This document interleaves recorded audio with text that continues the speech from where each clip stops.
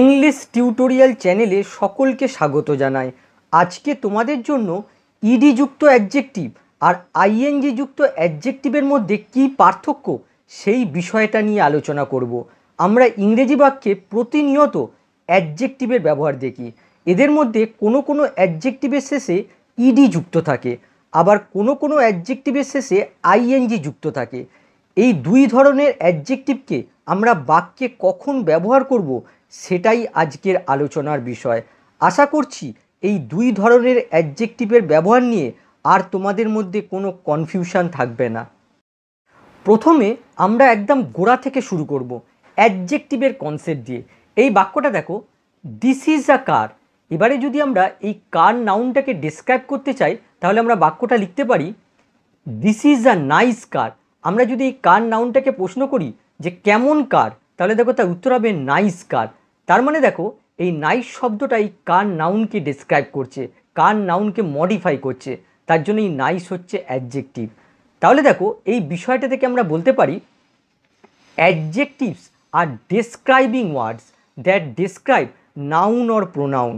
Adjective হলো বর্ণনাকারী শব্দ যা নাউন বা প্রোনাউনকে ডেসক্রাইব করে। এবারে দেখো ফার্স্টেড। আমরা জানি যে ফার্স্টেড শব্দটা হচ্ছে ভার্ব। এই শব্দটার সাথে ইডি সাফিক্স যুক্ত করে আমরা সহজেই এই শব্দটাকে অ্যাডজেক্টিভ বানাতে পারি।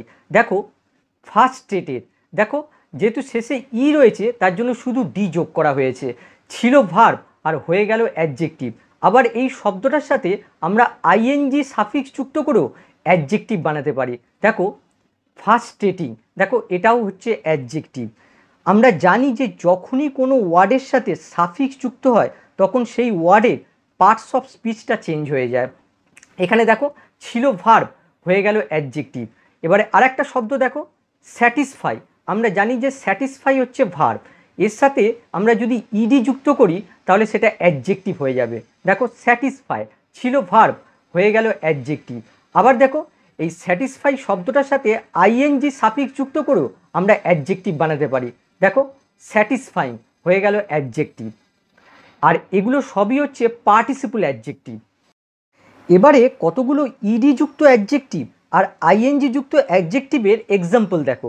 দেখো annoyed, annoying, astonished, astonishing, confused, confusing, disappointed, disappointing, excited, exciting, bored, boring, frighten, frightening, satisfied, satisfying, terrified, terrifying, interested, interesting, shocked, shocking.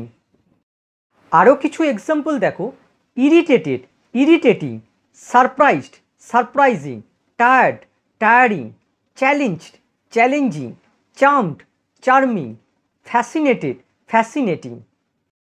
এবারে আমরা দেখব ইডি যুক্ত অ্যাডজেক্টিভ আর আইএনজি যুক্ত অ্যাডজেক্টিভ কখন আমরা ইউজ করি। দেখো adjectives that end in ED generally describes feeling or emotion. They show us how people feel, temporary feeling or emotion. যেসব অ্যাডজেক্টিভ ইডি দিয়ে শেষ হয় তারা মূলত আবেগ বা অনুভূতি প্রকাশ করে। এই অ্যাডজেক্টিভগুলো আমাদের দেখায় লোকে কেমন ফিল করে, আর এই ফিলিংটা অবশ্যই ক্ষণস্থায়ী। আর দেখো adjectives that end in ING are used to describe the characteristics of a person, thing or situation.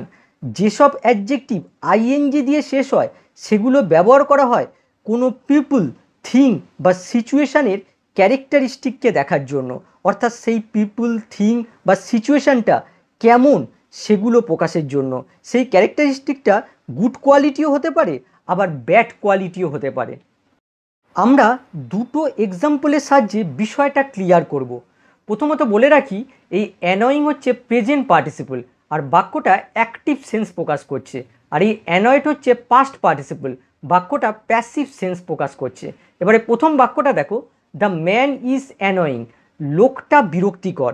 এখানে লোকটার ক্যারেক্টারিস্টিক বোঝাচ্ছে যে লোকটা কেমন, না লোকটা হচ্ছে বিরক্তিকর। লোকটাকে দেখলেই আমরা বিরক্ত ফিল করি। এখানে লোকটা নিজে বিরক্ত ফিল করছে না, বরং লোকটাই আমাদের বিরক্ত ফিল করাচ্ছে।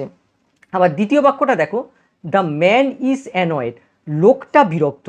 এখানে লোকটা নিজেই বিরক্ত ফিল করছে, সে হয়তো একটা বোরিং মুভি দেখছে, তার ফলস্বরূপ সে বিরক্ত হচ্ছে। এবার আইএনজি অ্যাডজেক্টিভের কতগুলো উদাহরণ দেখো।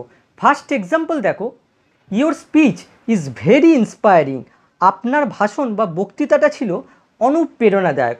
এখানে দেখো স্পিচের ক্যারেক্টারিস্টিক বা কোয়ালিটিকে ডেসক্রাইব করা হয়েছে, যে স্পিচটা কেমন, স্পিচটা ছিল ভেরি ইন্সপায়ারিং। এখানে একটা বিষয় খেয়াল করো, এখানে সাবজেক্ট নিজে কিছু ফিল করছে না, বরং অন্য কাউকে ফিল করাচ্ছে, কারণ সাবজেক্ট এখানে হিউম্যান বিং নয়, সাবজেক্টের এফেক্ট অন্য কারোর ওপর পড়ছে। পরের এক্সাম্পল দেখো, the movie was quite interesting, মুভিটা ছিল বেশ আকর্ষণীয়। এখানে দেখো মুভির ক্যারেক্টারিস্টিক বা কোয়ালিটিকে ডেসক্রাইব করা হয়েছে, যে মুভিটা কেমন ছিল, মুভিটা ছিল ইন্টারেস্টিং।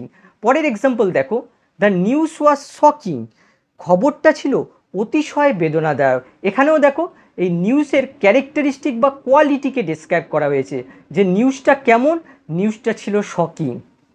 আরও কিছু এক্সাম্পল দেখো, my sister is very boring, আমার বোন ছিল খুব নীরস বা বিরক্তিকর। এখানে দেখো আমার বোনের ক্যারেক্টারিস্টিক বা নেচারকে ডেসক্রাইব করা হয়েছে, যে আমার বোন কেমন, আমার বোন হচ্ছে ভেরি বোরিং। পরের এক্সাম্পল দেখো, the explanation was confusing and I could not understand it, ব্যাখ্যাটা ছিল বিভ্রান্তিকর বা গোলমেলে এবং আমি এটা বুঝতে পারিনি। এখানে দেখো এক্সপ্লানেশনের ক্যারেক্টারিস্টিক সম্পর্কে বলা হয়েছে, যে এক্সপ্লানেশনটা কেমন ছিল, এক্সপ্লানেশনটা ছিল কনফিউজিং। পরের এক্সাম্পল দেখো, I watched the match attentively as it was very exciting, আমি ম্যাচটা মনোযোগ দিয়ে দেখেছিলাম, যেহেতু ম্যাচটা ছিল অত্যন্ত উত্তেজনাময়। এখানে দেখো ম্যাচের ক্যারেক্টারিস্টিক সম্পর্কে বলা হয়েছে, যে ম্যাচটা কেমন ছিল, ম্যাচটা ছিল অত্যন্ত উত্তেজনাময়। আরও দুটো এক্সাম্পল দেখো, দিস জার্নি ওয়াজ টায়ারিং, যাত্রাটা ছিল ক্লান্তিকর। যাত্রাটা কেমন ছিল, যাত্রাটা ছিল ক্লান্তিকর। এখানে দেখো জার্নির ক্যারেক্টারিস্টিক সম্পর্কে বলা হয়েছে।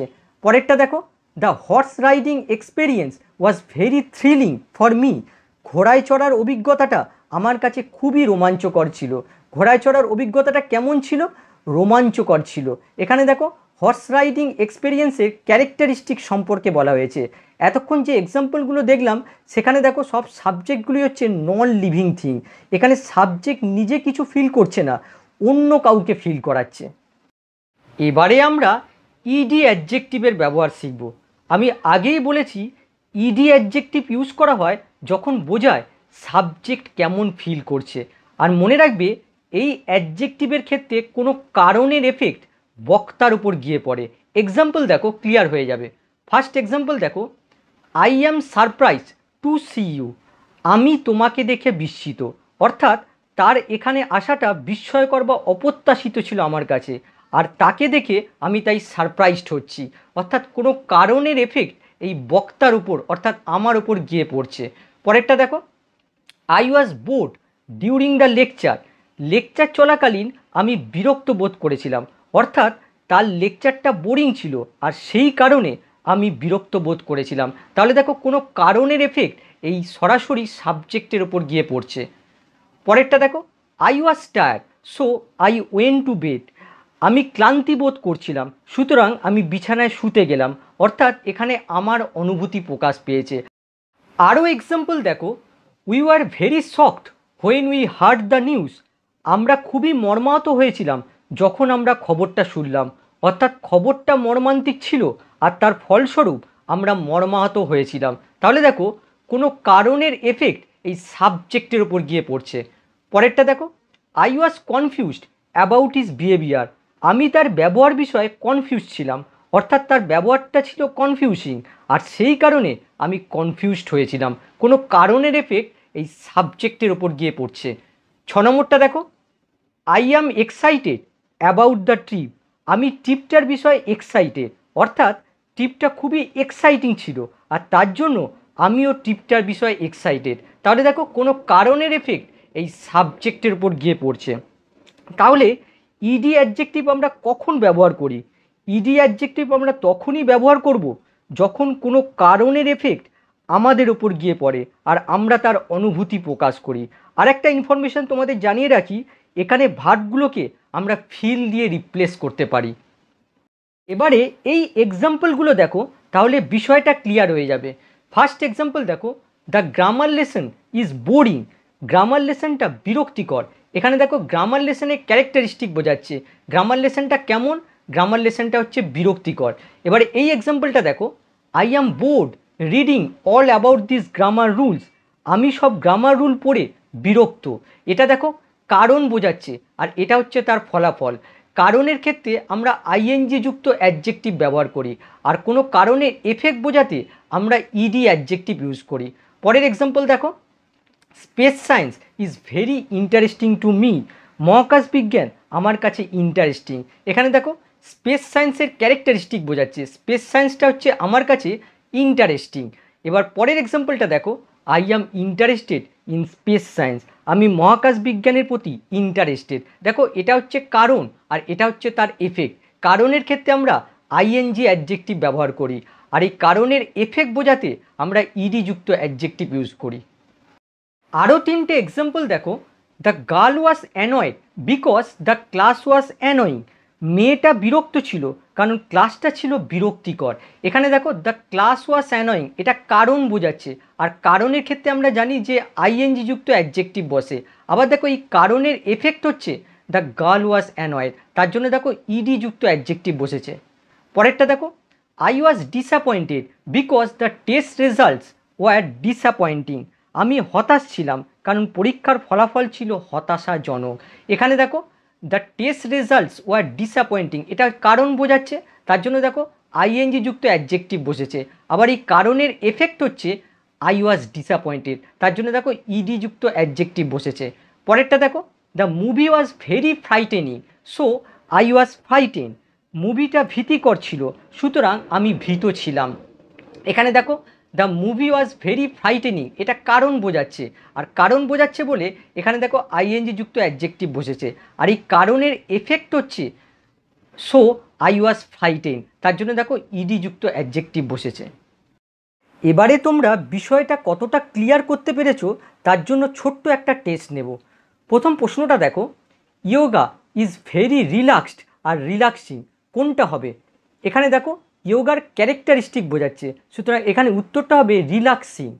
তাহলে দেখো উত্তরটা হবে রিল্যাক্সিং। পরেরটা দেখো, I am excited to meet হার।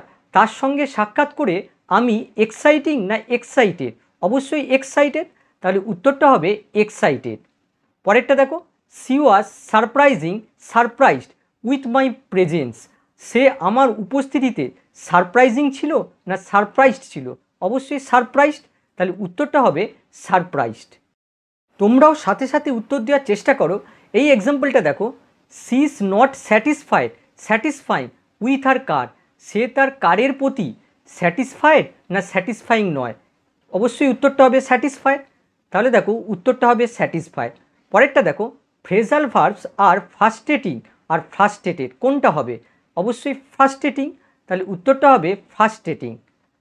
পরেরটা দেখো, the long journey was tired. Long জার্নিটা কি টায়ারিং হবে না টায়ার্ড হবে? টায়ারিং হবে, তাহলে উত্তরটা হবে টায়ারিং। আশা করি এই দুই ধরনের অ্যাডজেক্টিভ নিয়ে তোমাদের আর কোনো কনফিউশন থাকবে না। আবার নেক্সট ক্লাসে দেখা হবে। বাই।